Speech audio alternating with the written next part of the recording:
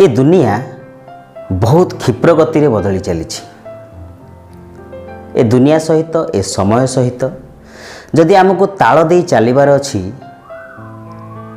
आमको सुख आ दुख को मिसई गोटे भल सुंदर सुस्थ जीवन यापन करने को पड़ो। आमर जीवन धारण आ जीवन यापन प्रणाली भल होगा दरकार आ सुंदर आ सरल होगा दरकार। प्रत्येक मनीष किसी ना किसी उद्देश्य नहीं कि जन्म होता है।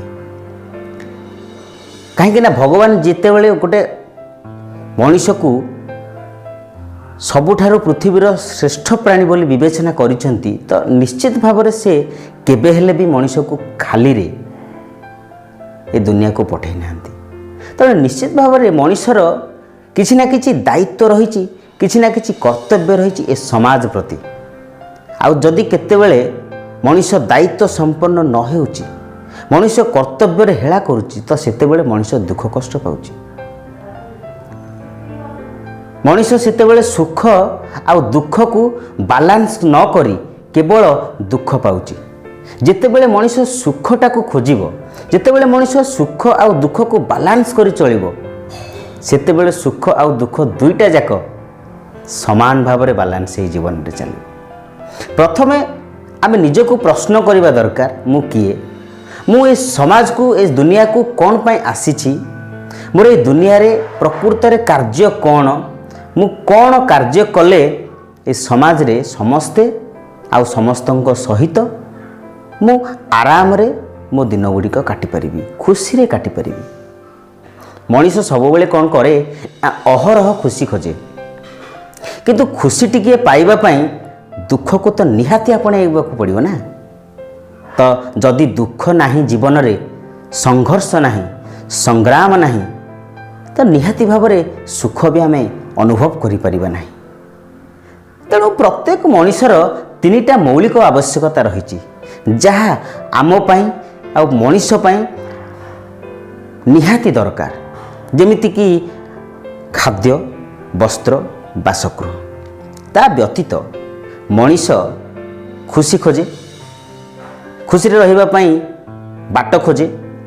से बाट कौन हवा दरकार?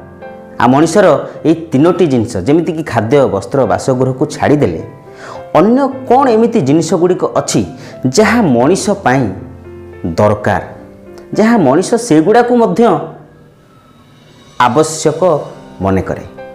जदि सेगुड़ा को छाड़ीदेव मनीष चली पारिबो नाही। खाद्य, वस्त्र, बासगृह ए सब ठीक अच्छी, ये तीनटा जिनिस आमर अति आवश्यक जिनिस। आउ एमिति कौन सी कथा गुड़िक अच्छी जहाँ आमर अति आवश्यक नहले मध्य आमर आवश्यकता अच्छी, आमर आवश्यकता मध्य रहिबो।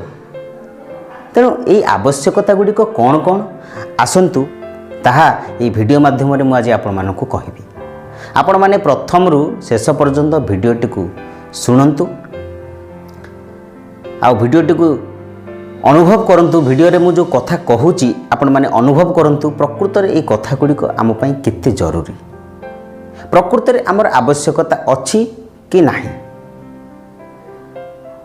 समस्ते जानती जार पैसा आसी से बहुत खुशी अच्छी। प्रकृत रे आपण माने अनुभव करंतु, वास्तव रे जार पैसा अच्छी से कौन बहुत खुशी अच्छी, जार पैसा नाही से कौन खुशी रे नाही, से मध्य बहुत खुशी अच्छी। पैसाटा आवश्यकता अच्छी, पैसाटा दरकार, किंतु पैसाटा सबु किछि नुह।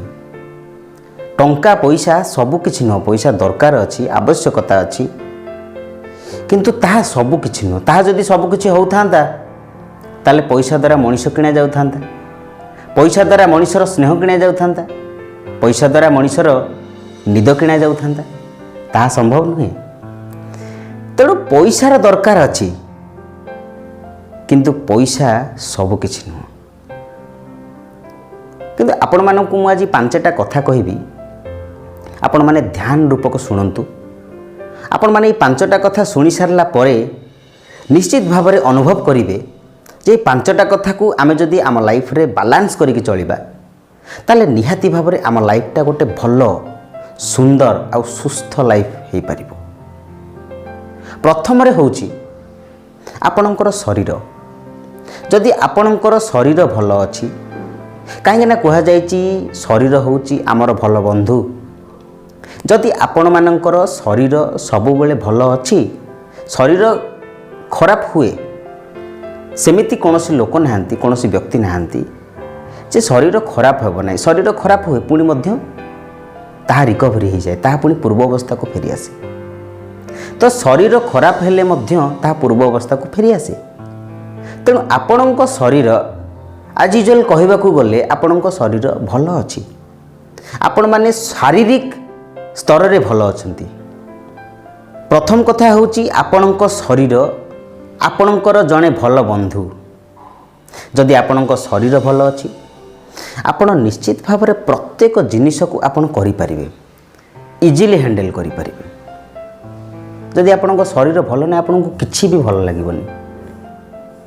ପ୍ରକୃତରେ ଆପଣ ଦେଖନ୍ତୁ, ଯେତେବେଳେ ଆପଣଙ୍କର ଜ୍ୱର ହେଉଛି କି ଥଣ୍ଡା, କାଶ, ସର୍ଦ୍ଦି ଯାହା ବି ହେଉଛି, ଆପଣମାନେ ଦେଖନ୍ତୁ କେତେ ଅନୟୁଜୁଆଲ ଫିଲ୍ କରୁଛନ୍ତି। ଆପଣମାନଙ୍କୁ ସେଠି ଖାଦ୍ୟ ଭଲ ଲାଗୁନି, ଆପଣମାନଙ୍କୁ ସେଠି ବସିବା ପାଇଁ ବି ଭଲ ଲାଗୁନି, ଆପଣମାନଙ୍କୁ କୁଆଡ଼େ ଯିବା ପାଇଁ ବି ଭଲ ଲାଗୁନି। ତ ନିଶ୍ଚିତ ଭାବରେ ମୁଁ କହିବି, ଯଦି ଶରୀର ଭଲ ଅଛି ତ ଆପଣମାନେ ସବୁବେଳେ ବୁଲୁଛନ୍ତି, ଖାଉଛନ୍ତି, ପିଉଛନ୍ତି, ଆପଣଙ୍କ ମନ ଖୁସି ଅଛି, ଶରୀର ପୀଡ଼ା ନାହିଁ। ନିଶ୍ଚିତ ଭାବରେ ମୁଁ କହିବାକୁ ଚାହିଁବି, ଆପଣମାନଙ୍କ ଶରୀର ପ୍ରଥମେ ଦେଖନ୍ତୁ। ଦ୍ୱିତୀୟ କଥା ହେଉଛି ଆପଣଙ୍କ ମାନସିକ। ଆପଣଙ୍କ ମନ ମସ୍ତିଷ୍କରେ କେବେ ବି ନେଗେଟିଭ୍ ଥଟ୍ସ ଆଣନ୍ତୁ ନାହିଁ, କେବେ ହେଲେ ନକାରାତ୍ମକ ଚିନ୍ତାଧାରା ଆଣନ୍ତୁ ନାହିଁ। ସବୁବେଳେ ପଜିଟିଭ୍ ଚିନ୍ତାଧାରା ଆଉ ପଜିଟିଭ୍ ସିଚୁଏସନ୍ କ୍ରିଏଟ୍ କରନ୍ତୁ। ଦେଖିବେ ଆପଣ ପଜିଟିଭ୍ ସିଚୁଏସନ୍ ଯେତେବେଳେ କ୍ରିଏଟ୍ କରିବା ଆରମ୍ଭ କରିବେ, ସେତେବେଳେ ନେଗେଟିଭ୍ ସିଚୁଏସନ୍, ନେଗେଟିଭ୍ ଥଟ୍ସ ଆପଣମାନଙ୍କର ଦୂରେଇ ଯିବ। ତ ପ୍ରଥମେ ଦେଖିଲେ ଆମେ ଶାରୀରିକ, ଦ୍ୱିତୀୟରେ ଦେଖିଲେ ଆମେ ମାନସିକ। ଶାରୀରିକ ଭଲ ରହିବା ଦରକାର ଏବଂ ତା ସହିତ ମାନସିକ ଭଲ ରହିବା ଦରକାର। ଯଦି ମାନସିକ ଅବସ୍ଥା ଭଲ ଅଛି, ଶରୀରର ଅବସ୍ଥା ଭଲ ନାହିଁ, ତାହେଲେ ସେଠି ଖୁସିରେ ରହିପାରିବା ନାହିଁ ଆମେ। ତ ତୃତୀୟ କଥା ହେଉଛି ଆର୍ଥିକ। ଯଦି ଆମର ଆର୍ଥିକ ପରିସ୍ଥିତି ଭଲ ନାହିଁ, ଯଦି ଆମର ଆବଶ୍ୟକତାଠାରୁ ଆର୍ଥିକ ପରିସ୍ଥିତି କମ୍ ହେଇଯାଉଛି, ତ ସେତେବେଳେ କ'ଣ କରିବା ଦରକାର? ଆମର ଆର୍ଥିକ ପରିସ୍ଥିତିକୁ ବଢ଼ାଇବା ଦରକାର, ପ୍ରୋଗ୍ରେସ୍ କରିବା ଦରକାର, ଟିକେ ଉନ୍ନତି କରିବା ଦରକାର। ସେଥିପାଇଁ ଆମେ ମାନସିକ ସ୍ତରରେ ଆଉ ଶାରୀରିକ ସ୍ତରରେ ନିଶ୍ଚିତ ଭାବରେ ଭଲରେ ରହିବା ଦରକାର। ଯଦି ଆପଣଙ୍କ ମାନସିକତା ଭଲ ନାହିଁ, ଆପଣଙ୍କ ଶରୀର ଭଲ ନାହିଁ, ତାହେଲେ ଆପଣ ଟଙ୍କା ପଇସା ରୋଜଗାର କରିପାରିବେ ନାହିଁ, ସଞ୍ଚୟ କରିପାରିବେ ନାହିଁ। ଆପଣଙ୍କ ମାନସିକ ଅବସ୍ଥା ଭଲ ନାହିଁ, ଆପଣଙ୍କ ଶରୀର ବି ଭଲ ନାହିଁ। ଯଦି ଶରୀର ଭଲ ଅଛି, ମାନସିକ ଅବସ୍ଥା ଭଲ ଅଛି, ତେଣୁ ନିଶ୍ଚିତ ଭାବରେ ଆମେ ଟଙ୍କା ପଇସାକୁ ମଧ୍ୟ ରୋଜଗାର କରିପାରିବା ଏବଂ ଆମର ଆର୍ଥିକ ପରିସ୍ଥିତି ମଧ୍ୟ ଭଲ ରହିପାରିବ। ଚତୁର୍ଥ କଥା ହେଉଛି ଆପଣମାନଙ୍କର ପାରିବାରିକ ଆଉ ସାମାଜିକ। ପାରିବାରିକ ସମ୍ପର୍କ ଆଉ ସାମାଜିକ ସମ୍ପର୍କ ମଧ୍ୟ ରହିବା ନିହାତି ଜରୁରୀ। ଯଦି ପାରିବାରିକ ସମସ୍ୟା ଆପଣଙ୍କର ରହିଛି ଆଉ ସାମାଜିକ ସମସ୍ୟା ରହିଛି, ପାରିବାରିକ ସମସ୍ୟା କହିଲେ ଆମେ ଏହା ବୁଝିବା ଯେ ଆମ ପରିବାର ଭିତରେ ବାପା, ମା, ଭାଇ, ଭଉଣୀ এই ସମସ୍ତଙ୍କ ସହିତ ଆମର ଭଲ ସମ୍ପର୍କ ନାହିଁ। ଆଉ ସାମାଜିକ କଥା କହିଲେ ଆମେ ବୁଝିବା ଯେ ସାଙ୍ଗସାଥି, ସାହି ପଡ଼ୋଶୀ ଏମାନଙ୍କ ସହିତ ଆମର ସମ୍ପର୍କ ଭଲ ନାହିଁ। ଯଦି ସେମାନଙ୍କ ସହିତ, ପରିବାରର ଲୋକମାନଙ୍କ ସହିତ ଆଉ ସମାଜର ଲୋକମାନଙ୍କ ସହିତ ଆମର ଭଲ ସମ୍ପର୍କ ନାହିଁ, ଆମେ ଆସୁଛେ, ଏକୁଟିଆ ଯାଉଛେ, ଖାଉଛେ, ବୁଲୁଛେ, ସବୁ କରୁଛେ, ତେଣୁକରି ଏଇ ଯେଉଁ ପରିବାର ଭିତରେ ଆମର ଅଶାନ୍ତି ଆଉ ସାମାଜିକ ସ୍ତରରେ ଆମର ଅଶାନ୍ତି ରହିବ, ତେଣୁ ନିଶ୍ଚିତ ଭାବରେ ମଣିଷ ଦୁଃଖୀ ହେବ। ତେଣୁ ଆପଣମାନେ ପାରିବାରିକ ଆଉ ସାମାଜିକ ସମ୍ପର୍କକୁ ସୁଦୃଢ଼ କରିବା ପାଇଁ ଚେଷ୍ଟା କରନ୍ତୁ। ଆମ ପାଖରେ ଶରୀର ଭଲ ଅଛି, ଆମ ପାଖରେ ମାନସିକ ସ୍ତର ବି ଭଲ ଅଛି, ଆମ ପାଖରେ ଆର୍ଥିକର ପରିସ୍ଥିତି ବି ଭଲ ଅଛି, କିନ୍ତୁ ଆମ ପାଖରେ ପାରିବାରିକ ସମ୍ପର୍କ ଆଉ ସାମାଜିକ ସମ୍ପର୍କର ସମନ୍ୱୟ ନାହିଁ, ତାହେଲେ ଆମେ ଦୁଃଖରେ ରହିବା। ଆଉ ପଞ୍ଚମ କଥା ହେଉଛି ଏବଂ ଶେଷ କଥାଟି ହେଉଛି ଭଗବାନଙ୍କ ନାଁ ନେବା। ଭଗବାନ କିଏ? ସେ ଭଗବାନଙ୍କୁ ଆମେ କାହିଁକି ପୂଜା କରିବା, କାହିଁକି ପ୍ରାର୍ଥନା କରିବା? ଏହା ହେଉଛି ଆଧ୍ୟାତ୍ମିକତା। ତେଣୁ ପଞ୍ଚମରେ ଆସୁଛି ଆଧ୍ୟାତ୍ମିକ। आध्यात्मिक आमे जानिबा प्रकृत रे आध्यात्मिक कौन। आध्यात्मिक होची आपण निजको निजे प्रश्न करंतु मु किए। आध्यात्मिकता बहुत ऊपर को अच्छी किंतु आमे साधारणतः आध्यात्मिकता कहले बुझू पूजा पाठ ये सब जिनस को आमे बुझू बहुत जिनस बहुत ऊपर अच्छे आध्यात्मिकता। तेणु एपर्यंत कौन सी वीडियो आध्यात्मिकता ऊपर आसी नहीं। भगवान को खाली विश्वास करंतु तो जानतु प्रकृति रे आध्यात्मिकता कौन मु किए मु कौन पाई आसीची मोर संसार रे आसीबार उद्देश्य कौन। तो यही जिनस गुड़ा को आमे जानिले बुझी परिबा जे प्रकृत रे आम जीवन वास्तवता कौन आम जीवन कौन पाई आमको भगवान देइछन्ति। तो ये जो पांचटा कथा मु कहली ये पांचटा कथा होची प्रथम कथा होची शरीर, द्वितीय कथा होची आपणकर मानसिक स्तर, तृतीय कथा होची आपणकर आर्थिक स्तर, चतुर्थ कथा होची आपणकर पारिवारिक आउ सामाजिक स्तर एवं पंचम कथाटी होची आपणकर आध्यात्मिक भगवान को विश्वास। तो यही पांचटा जिनस खाद्य वस्त्र बासगृह को छाड़ीदेले मध्य आमर दरकार अति आवश्यक नहले मध्य आम जीवन रे दरकार अछि। यदि पांचटी जिनस को आम आम जीवन रे भल भाव रे आउ सरल आउ सुंदर करके गढ़ी तोलिबा ताले आम जीवन रे सुख आउ दुख को आमे मध्य बालांस करके चली परिबा।